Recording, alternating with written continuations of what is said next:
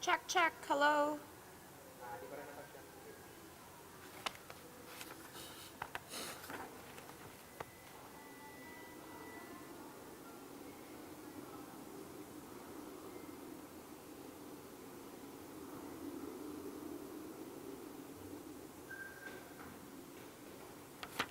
Check.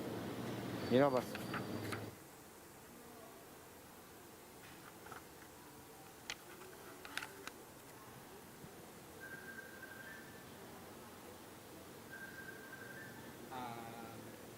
Sige, saan patawag?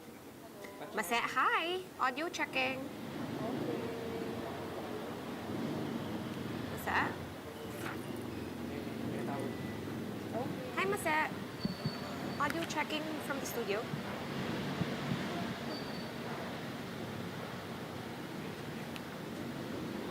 Mase, hi.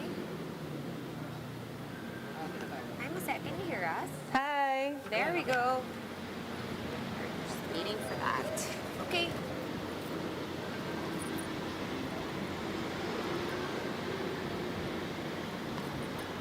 Please answer the phone. Whoever.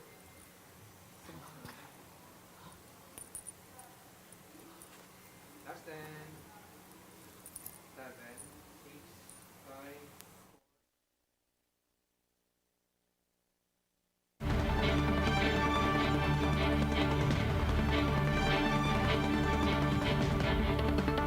Good afternoon, I'm Shawniao, and this is One News Now. The Philippines is set to receive excess COVID-19 vaccines from Canada. Maricel Halili joins us live from Mandaluyong City for the details. Hi, Maset.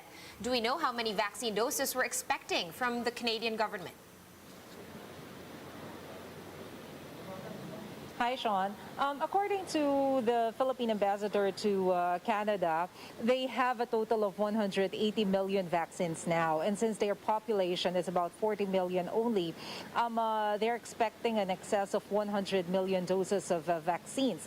But then they still have to wait for the vaccination program in Canada to be finished by third quarter of this year, and then after that they can the Canadian government can give us an exact figure of how many exact vaccine doses they have. But then the Philippine Embassy has already listed the Philippines as one of the countries who are interested to receive the excess vaccines from Canada.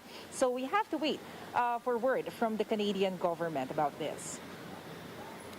All right, so it seems like by the third quarter we'll have a lot of supply in terms of vaccines, but Mase, is a downgrade in quarantine classifications likely next month or the month of July?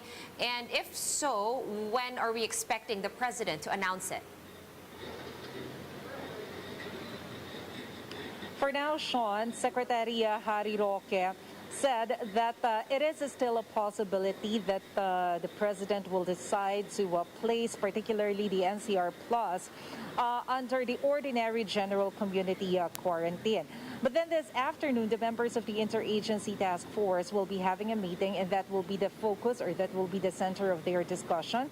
And then after that, they will present their recommendation to the president. The president is expected to have a talk to the people tonight, but then it is also possible that the president will not announce yet what will be the community quarantine classification by July, because it still has to consider a lot of factors, including the Delta variant. So Secretary Roque said that it is possible that the president will be having another talk to the people within the week, aside from his public address tonight.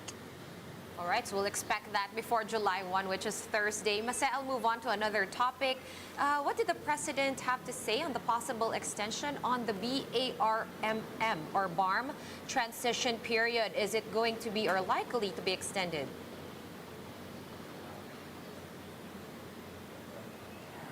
Sean, there was a meeting between the president and the officials of BARMM last week, and they were able to discuss this particular issue.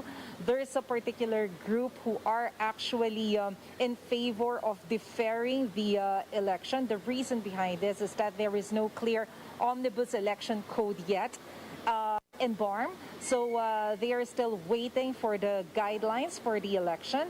And on the other hand, there's another group who are actually not in favor of extension. They want to push through with the election in 2022. The reason behind that is because there is a law saying that the election in BARMM and the national election must be synchronized. And so they want to follow this particular law so that the mandate of those appointed officials of BARMM will have a clear power, considering that they are already elected to their positions.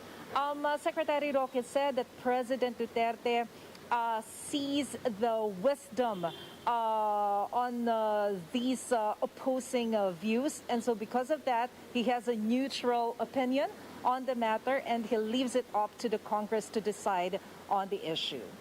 All right, so we will await Congress's decision on the possible extension of the BARMM transition period. Now, of course, moving again to another topic, over the weekend we did see the burial of former President Noynoy Aquino. Did the palace have any explanation as to why President Duterte was a no-show? It was asked during the press briefing of Secretary Roque earlier. He said that President Duterte was planning to visit the wake of former President Noynoy Aquino last Thursday at the Heritage Park. But then this is actually the reason why he ended early his meeting with the BARMM officials, because he wanted to visit the Heritage Park at around 11 in the evening. But then, at that time, he learned that the urn of Pinoy was already transferred to the house of his sister at Green Meadows. This is the reason why the president was not able to visit the wake. But then, when it comes to the burial this Saturday, Secretary Roque said that he is not privy to the reason why President Duterte was not able to attend the burial, but he was assuming that the reason behind that is because of the pandemic. Secretary Roque said that the president will encourage crowd to gather because of his presence. So probably this is the reason why he was not able to attend. But then Secretary Roque assured that there was a communication between Malacanang and the Aquino family to make sure that all the honors or all the assistance that the Aquino family needs or needed was given to them. All right, and that's that. Thank you so much for all those updates across all those topics. Maricel Halili joining us live from Mandaluyong City. And the city government of Makati is asking the public for understanding after a video of an incorrect vaccination in one of its jab sites went viral on social media.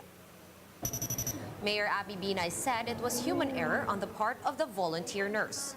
The video showed the health worker inserting the needle into the patient's arm but failed to push down the plunger. Binay said the mistake has been corrected and that the person in the video has already been properly vaccinated. The Makati mayor also urged people to stop politicizing the issue. So we simply ask for understanding from the public. Tao lang po ang ating frontliners, napapagod, nagkakamali. Pero mahalaga po na itinama namin agad ang pagkakamaling ito at humihingi po siya at kami ng patawad at nagbibigay din po kami ng assurance na hindi na po ito mangyayari muli. We're going to pause for a quick break, but we will be back with more stories after that. Keep it here.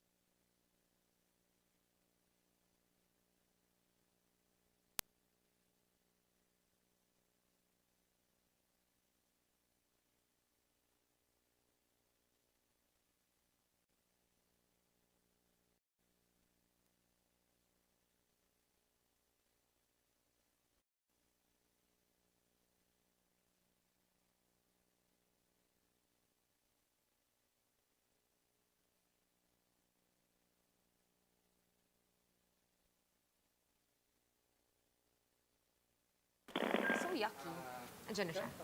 Hi, Chris! Hello po, good afternoon. Can you hear us in the studio? Sino po ito? Si Sean, hi. Yes, ma'am. Good afternoon po. Hi. Good How's- afternoon.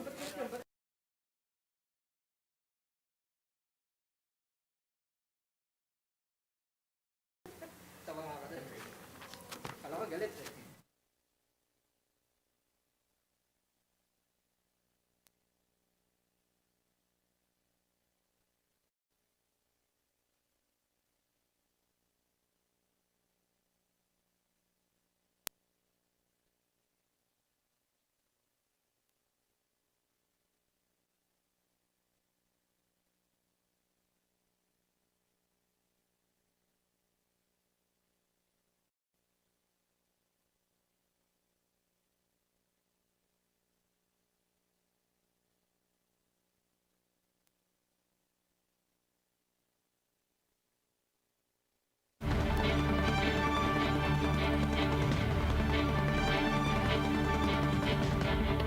We are back on One News Now. I'm Sean Yao.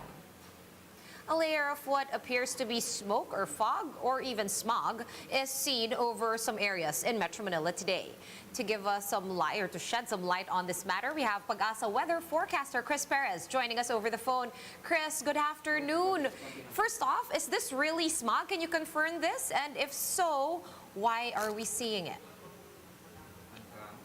In terms of classification, whether it's a fog or a smog is a fog and dust particles and some pollutants, and we can only verify that through the monitoring of the Environmental Management Bureau of the DNR. So far, some haze were reported yesterday at the PACQUIAO station at the NAIA, and based from that particular report, we can see that some portions of Metro Manila did experience some haze or fog incidents yesterday because as you know, there was a 2-hour thunderstorm activity yesterday, and it kind of cooled down the surrounding areas within Metro Manila. Now, if the surrounding area is cooler, the tendency is that the humid air or the air that is full of water vapor condenses into these small water droplets very near to the ground. Hence, it appears that the cloud is very low at the ground, and that is sometimes what we classify as a fog or a smog or a haze in some cases. Chris, I just want to clarify this. The sulfur dioxide emission over the Taal volcano, does it have anything to do with this at all or no connection? Well, at the moment, we cannot conclude that it has something to do with the emission of the Taal volcano because we have yet to receive any information about the vertical extent of that particular volcanic activity. So basically, all we can say is that the haze that was experienced over Metro Manila can be attributed to the older surroundings that were caused by the almost 2-hour thunderstorm activity. All right, so if we are in an affected area, is there anything that we should wear? I mean, people already wear masks all the time. Should we wear masks, or what's your advice? Well, of course, we need to wear the mask all the time in compliance with the health protocols being imposed by the government. All right, but should we wear maybe a specific kind of mask, maybe an N95 mask? Would that be advisable, or any mask should do? Well, at the moment, I don't really have to the particular amount of pollutants suspended in the air over Metro Manila. That particular matter can be addressed by the Environmental Management Bureau, whether or not the air is, what level of pollution and what particular type of mask should we wear when we have that particular amount of pollution and suspended in the atmosphere or in the air around us.